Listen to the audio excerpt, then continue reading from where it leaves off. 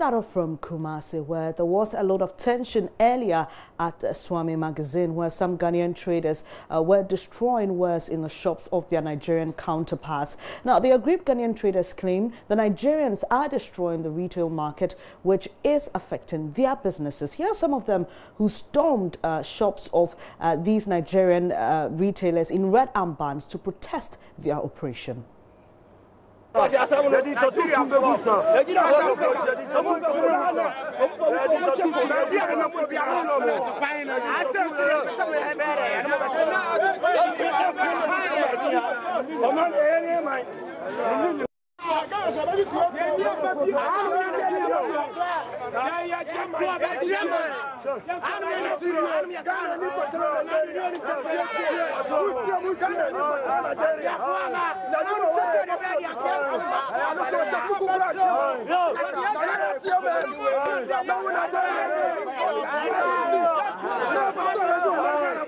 Yeah, they can come back. We can give them time for them to work because now you can know the situation on the ground. Many people are angry, and you know, I'm only one, and the leaders, we are just few, and we can't guarantee their safety. For us, for this, give us for some time. For us to talk to our members, we know it's sometimes we have many people who understand easily and people to do some difficult. But it all would be a situation that we are trying to control. So there is nothing that it is our flip or hand that we can control. Everything is under control. We try to control the situation. We try to manage the situation and the pressure on the ground now. Because as now, our leaders, many of our people are on the table with the Nigerians. They are supposed to come on the ground to calm the situation, down. So for now, as you may know the ground, will be a witness. The heat is too much. You may see how we are sweating from one end to another end, from New Road to Anmanye to the Bloom Hotel, and all is about 2 or 3 people doing that work. So for now, they should give us a little time for us to resolve the situation, let the pressure come down so that they can come. Well, the Nigerian traders are not taking kindly to the attacks. Here's one of them venting her frustration. Baby. Baby. You can do whatever you have here in your country. But mind you that you people, some of your people is in my country. Some of your people is in my country. Some of your people is in America. Let your people that is in America and your people that is in another country, let those people there, let the people of America take them as you people treat me. Let your people in Togo, let Togolese, let them as you people treat me. That's a Nigerian trader. There's some portions of what she's saying inaudible, but all she's saying is that the Ghanaians who are destroying wares and property of Nigerian traders should be aware that they have, or citizens of Ghana in other countries. Well, the leadership of the Nigerian Traders Association at Swami Magazine is calling for protection from the police. We are still counting on their service because they promise, and I believe they must honor their promise.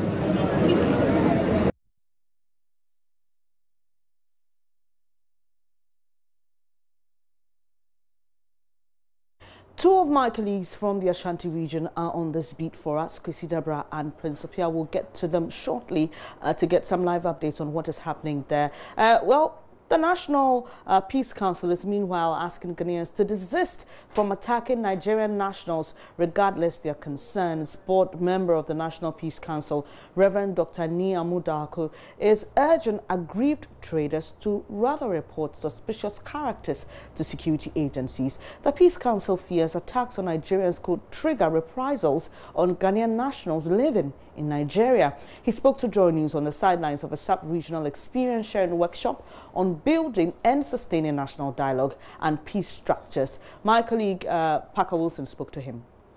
Nigerians in our country is uncalled for because, you see, it is important for us to acknowledge that we are a family in this sub-region. What for me, as a minister of the gospel would say, as scripture says, is that we should always seek the welfare of our neighbors and pray for them. Now, obviously, there may be some elements, some criminal elements amongst them, who may have found themselves or, inroads into our country and maybe causing some acts of criminality. Now, let's leave that to the security agencies to deal with. If we get to find that somebody is behaving in a manner that is untoward, the obvious thing is to report such persons to the security agencies for them to deal with. We shouldn't take the law into our own hands and then, close down their shops, attack them, stone them. That wouldn't augur well for anybody. Now, we need to remember that we also have some Ghanaians living in Nigeria. And this kind of thing can backcrash. And when that happens, what becomes of our brethren there? There could be a reprisal. There could be a reprisal, and which would be unfortunate. So I would plead with my fellow Ghanaians as a member of the National Peace Council on behalf of my chairman and the others on the board that let us do things decently as Ghanaians. Now, when we continue doing this, we rather give opportunity to the enemy, those who are there, the organized groups, for them to now infiltrate and do more harm, as if they are doing it on behalf of the nations who might not have sent them to do it. So we rather open ourselves up for attack. We shouldn't do that. Now, residents of Vegas, a slum community at Chimota, where one person was stabbed and killed last night after a clash between rival groups, are warning of a reprisal if the police does not arrest members of a notorious gang that set their makeshift structures on fire. According to police, the deceased was killed after some confusion over money to be shared between a group of men. He was rushed to the Chimota hospital after he was stabbed. Doctors pronounced him dead. Supporters of the deceased then went back to the community, setting some shacks on fire. Close to 100 residents have been rendered homeless following last night's destruction. My colleague Matilda Omega was in the community earlier and spoke to some residents. Bro.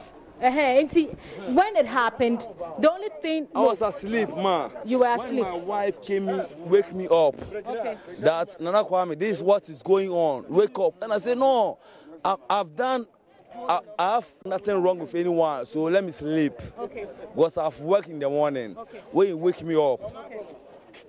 So I slept. Okay. When he came back telling me,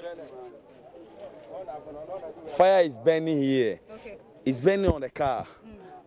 So I went to the car, pouring water on it, not knowing that they are burning my spot. When my spot, you have to make maslachi in my spot. When I'm the one giving you light, but before God and man, the boy they killed is my best friend. You know him? I know him, star boy. So what did he do? What did he do? What? I was not there. My wife came wake me up. So what did Starboy do? Who is he? Can you describe the kind of person? Starboy is a very nice guy. Okay. Starboy is a bad guy. Mobile na se we no mu no so etiti we sunu so na ombetugu omoso na kikiri na omode se kan de wo ba kono ba entimi hu nipa nde ka se ehun se we na disi kan wo ni dia nende enya no kure to omode wo ni na chi no na odi mirika na odwane ebe fa me kwa me container na wo ni mo wo be duru onu mu ba so ni musu se na moja na no san de edwane fa ni se odwane ko duru aka bi si ha ya na okotehwe ka na animu ho no mu na. He tells me that he was here last night when everything started.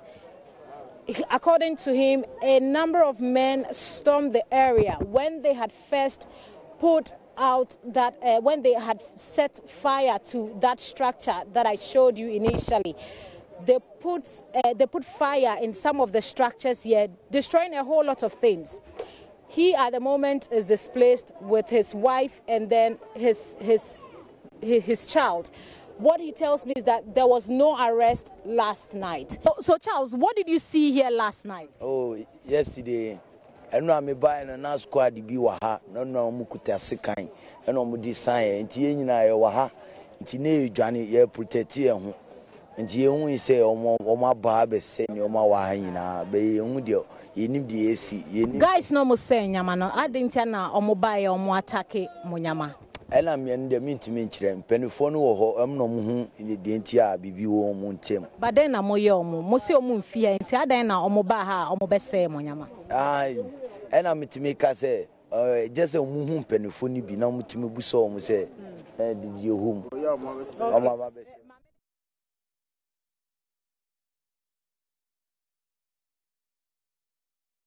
That's my colleague Matilda Wemega. She visited the community earlier, and we know that she's been speaking to police. She joins us live on the line with more details. Hello, Matilda. What has the police been telling you? Yes, so I just spoke with the Tesano Divisional Commander. He tells me that they were here last night to gather some information. Venice, no arrest has been made. I'm told that yesterday the information the police picked was that people had set fire in structures here. They didn't get the information that someone had been killed. It was later, after 2 hours, that they were told that someone was stabbed here, and the person had been rushed to the Achimota hospital. It was then they gathered information that someone had been killed and left here.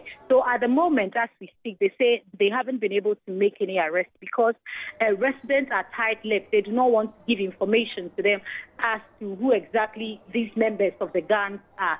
So they are still picking intelligence, and then they will let us know what exactly the next step is going to be for them. But at the moment, no arrest has been made. They left here a few minutes ago with the family of the deceased.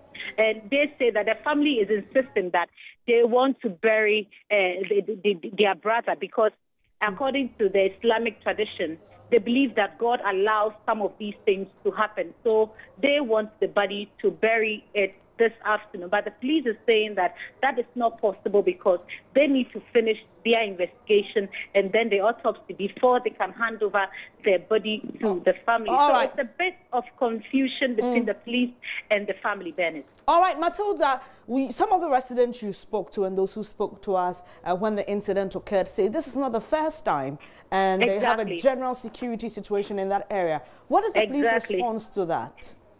So the commander said, indeed, this is not the first time such a case is happening in this area. This is a slum area. All the buildings, they are all wooden structures and containers. And a lot of the guys here are unemployed, according to the police. And they engage themselves in all form of activities and all that. So the last time such an incident happened was 3 weeks ago. They came here, some guys stormed this area, bent structures and all that. So they had to move into the area. When they engaged residents to give them information as to who exactly are behind these attacks, they refused to give information. All they said was that the guys came to attack and they left. So for them, it is difficult investigating such issues because one way or the other, it's like they are covering up for these gangs because they are their friends, some are family. So they do not want to give them up to the police. So that is the difficulty the police has been describing to me this afternoon. Finally, Matilda, these residents are warning of a reprisal if the police does not arrest those who burnt their homes. What is the police reaction to that? The police says they are keeping their eyes on the ground and they would make sure that such things do not occur. But they do not want to give details as to the exact operation that they would be having in this area. They tell me recently they conducted a swoop here. They had to grant all of them bail because it was difficult getting any information to incriminate them. So they'll be keeping their eyes on the ground and then to find out exactly how to deal with the security issues here, Bennett. Thank you very much, Matilda Wemega. Let's move on to other stories now. According to Shrash, Ghana loses 13.5 billion cedis to corruption every year. One of the biggest challenges is retrieving monies lost. Well, we're showing you highlights of a documentary produced by the CDD focusing on stolen monies and how the Economic and Organized Crime Office retrieves them.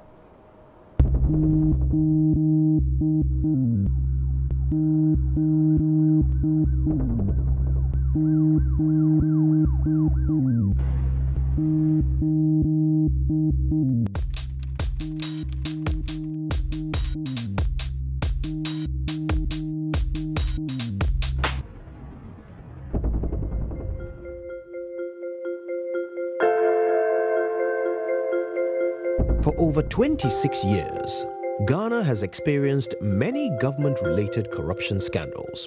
The Corruption Watch Project alone has discovered 9.6 billion Ghana cedis stolen from the public purse. Sadly, almost nobody ever gets convicted for corruption.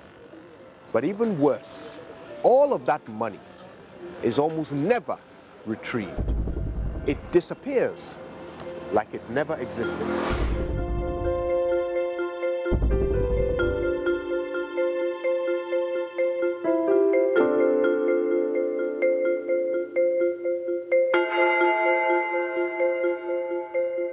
A specialized agency with the mandate to investigate and prosecute economic and financial crime like money laundering, falsification of accounts, and defrauding by false pretenses is EOCO.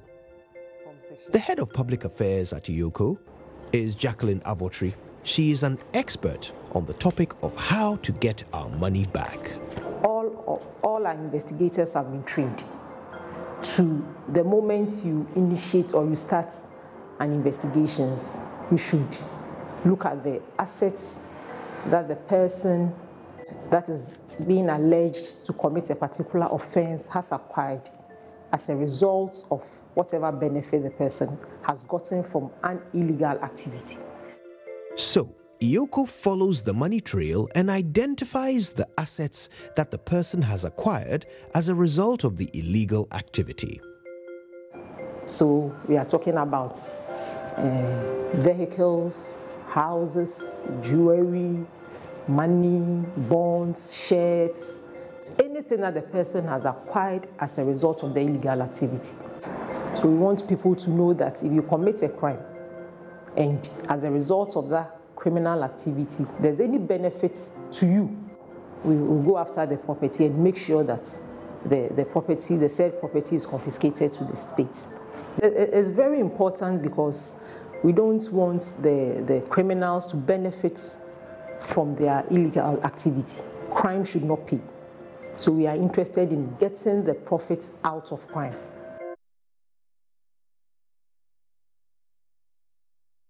Well, that full documentary is later on this channel. Do make a date, especially on the polls.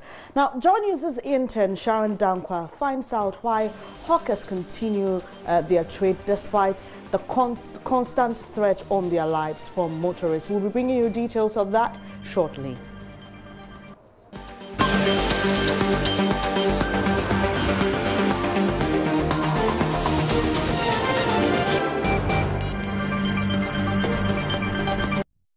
Thank you so much for staying here on Joy News today with me, Bernice Abubedulan. So now, Upper West Region Minister Dr. Hafiz bin Salih has expressed worry about the sizable number of people in the region who are without toilet facilities and practice open defecation. He said though the region has made giant strides in water and hygiene, the same cannot be said of sanitation, as less than 15% have access to toilets. Dr. Hafiz made the statement in a speech read on his behalf at an event organized to celebrate the open defecation-free status of the Nandom district, the first district in the country to achieve the feat. Joining us is Upper West correspondent Rafiq Salam reports from Nandom. Ghana has been ranked second after Sudan in Africa for open defecation, with almost 5 million Ghanaians not having access to any toilet facility. The number of people practicing open defecation in Ghana was pegged at 18.75% in 2015. Open defecation, therefore, is a canker for the government, non-governmental and civil society organizations, and various strategies have been put in place, including the introduction of household toilets to curb it. In the Upper West region, 1,167 communities started a program 9 years ago. 661 communities, representing 56.6%, have so far been declared open defecation-free status communities. However, in the case of the Nandom district, it is different, as all 88 communities have been certified to be open defecation-free, thus making them the first district in the country to attain that status. An event was therefore held at the Nandom Basilica Park to celebrate the remarkable feat chalked by the district. Deputy Upper West Regional Minister, in a speech read on behalf of the Upper West Regional Minister, Dr. Hafiz bin Salih noted that issues relating to water, sanitation and hygiene continue to be a challenge for the region and the nation at large, though government, donor partners, and civil society organizations have worked in diverse ways to address the challenge. Whereas the region is performing creditably well in the area of potable water delivery, the same cannot be said of sanitation. The coverage of sanitation is woefully below 15%. It is sad to note that at this day and age, people still attend nature's call in the open. Nandom District Chief Executive Ansolnan Tedios Akong paid tribute to all the people who ensured that the district achieved such a feat. He, however, has this caution for residents of the Nandom district. Achieving ODF is not enough. We need to ensure that we do not relapse into the old ways, but rather ensure that we have improved latrines, improved waste management practices, both liquid and solid, improved water storage and treatment, and practice hand washing and other practices that will ensure total sanitation. Netherlands Development Organization SMV in 2014 partnered the Nandom District Assembly to implement the Sustainable Sanitation and Hygiene for All program, which resulted in all 88 communities being declared open defecation free. Swansea Teresa Bafo is the water, sanitation and hygiene advisor for SMV. To achieve scale and sustainability, there is a need to move beyond village-focused demand creation initiatives to one that enables area-wide support and also improves accountability. Reaching out to the vulnerable groups. The introduction of the Pro-Poor policy in 2018 targeting the unreachable helped the district increase its sanitation coverage. Reporting for J News, Rafiq Salam, Nandom. Now, authorities of the Ofinso College of Education in the Ashanti region want a project to build a lecture halls which has stalled to be completed. The school is in the process of expanding new halls of residence to accommodate current student population and incoming ones. College Principal Reverend Joseph Inchia Samoa says completion of the facility will determine whether or not there will be an increase in admission. Nanaya Ojima visited the school and here's his report.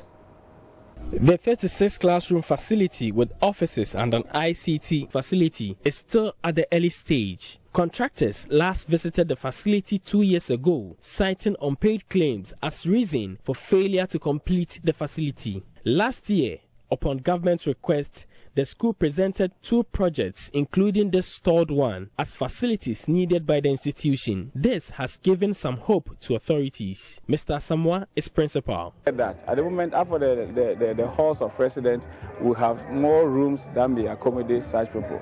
So we are doing everything. We are putting a lot of things in place to be able to get our students admitted when we get to that time. We are still in contact with the contractor and say he has submitted some certificates for some reimbursement. So he's hoping that when he's reimbursed, at least he will come quickly to continue with the project. To enhance participation of students in decision-making, an office complex has been constructed for the Student Representative Council. Solomon Apiafosu is president.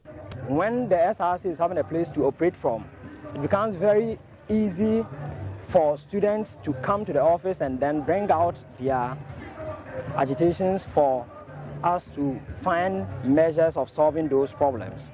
So the SRC Secretariat has been of help. School authorities are upbeat about how the facility will enhance student engagement and development. Augustine J. is Dean of Students. Since now, the Dean of Students is housed here and is going to facilitate my activities as to how to control, guide my students so that they will achieve the intended purpose for which they are being brought here. As a dean, I serve as a counselor. I guide them as to the academic activities and also to make informed choices. So with this edifice, it will go a long way to help student leadership, to in fact help them to even develop some leadership skills and be able to carry out their duties as expected. Let's take take a look now at hawking, a familiar topic that has held the attention of city authorities for years. But as time goes on, the practice continues. Joy News' intern Sharon Dankwa finds out why hawkers continue their trade despite the constant threat on their lives from motorists. In the city of Accra, selling products on the side of the road wouldn't normally be associated with much danger, and it has become a common occurrence that many Ghanaians have come to welcome. But street sellers are now moving so close to vehicles that the threat of danger continues to grow. We aren't really scared of the cars because we know that they are coming and they also see that we are here. They are the reason we are here. So the drivers that are coming take their time to make sure they don't hit us. But not all drivers are that cautious. Some say if we aren't careful, they will hit us. But not all drivers are that harsh. Although sellers are gradually pushing the envelope with proximity, some drivers have become less cautious. So much so that sellers' biggest threat have now become motorcycle drivers. Motorcycle riders don't stop to let us walk. They usually try to move in between cars where we are. They always try to weave between us, but they aren't cautious of us at all. Many car drivers are now very aware of how close sellers are getting to their vehicles and fear for both their lives and others. Yes, it is true that sellers get too close to our cars and we try our best to avoid them, but sometimes we get scared that our cars might just hit them. After years of spending countless hours on the street, some workers still fear for their lives, but others are immune to the danger. It is risky, yes, it is. But in Ghana, we are behaving like the youth. Things have become difficult for us, so we are trying to manage by selling on the streets, little by little. According to the World Bank, the informal sector is a force in developing states, comprising between 25% and 40% of annual economic productions in both Africa and Asia. Street sellers say they plan to continue selling products during traffic stops. To most, it's their only form of survival, despite the risks. Reporting for Joy News, I'm Sharon Dankwa. It's day 3 of the National Science and Maths Quiz, and my colleague Maxwell Agbagba is currently at the University of Ghana Business Schools, where he joins us from live. Hello, Maxwell. What's happening now? Well, just qualified to the 1/8 stage of the ongoing National Science and Maths Quiz. What you're seeing right now, some students entering the University of Ghana Business School for the contest between Oti Boatin Senior High School, and then we have Drapa Senior High School, and then Kintampo Senior High School. A very interesting competition is going to be because Oti Boatin Senior High School, they are the second school to have the highest scoring points during the regional qualifiers. They had 74 points. And coming up against Kintampo and Drapa, it promises to be a very interesting competition. Another contest that we are expecting that is going to be very interesting also is the Pope John's contest between Sunrise Senior High School and then we have a third school in there. So it's going to be Pope John's Senior High School, Sunrise Senior High School, and then Adventist Girls. Pope John's one-time winners are coming to this competition. They really want to win. We remember them from 2018 when they lost to St. Francis Xavier, so they couldn't qualify to the elimination stages. Sunrise, debutants last year, caused a major upset when they beat Opokuwari School. So a lot of people are expecting them to give Pope John's a good run for their money. But I have the one of the trainers of St. Peter's here, and he's saying that though Ogasco won their competition yesterday, he thinks they do not really pose a threat to St. Peter's. Why are you so convinced that Ogasco is not a threat to you? Well, as I told you earlier on, we are analyze the contest each time it happens. We test the strength of our students, how they pick before time and whether they're able to provide the right answer.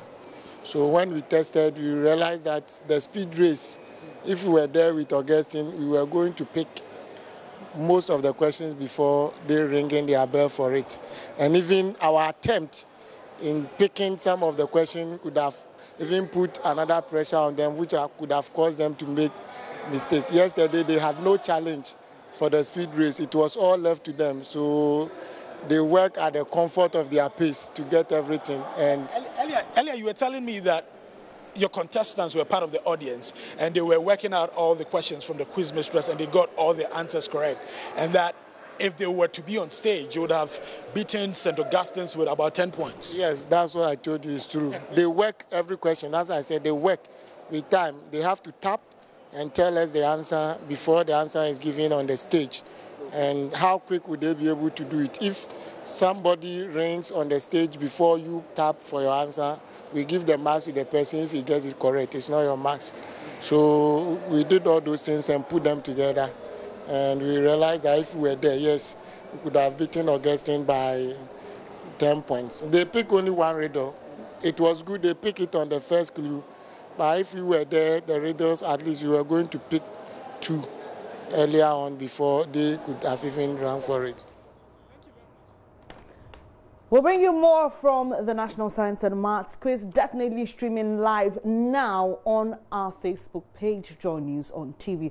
All the quizzes in the preliminary stage are streamed live on our Facebook channel. Do just get there and you can watch it for yourself. You're watching News Today with me, Bernice Abubedu Lansa. Coming up in business, government calls for stakeholder input for a draft policy aimed at encouraging more Ghanaians in the diaspora to invest in Ghana. We have done further consultation. I just came back yesterday for a meeting with the colleagues, the people in the diaspora in Germany and the UK. And we still want others to be able to contribute. Darryl Kwao has details shortly. Do stay.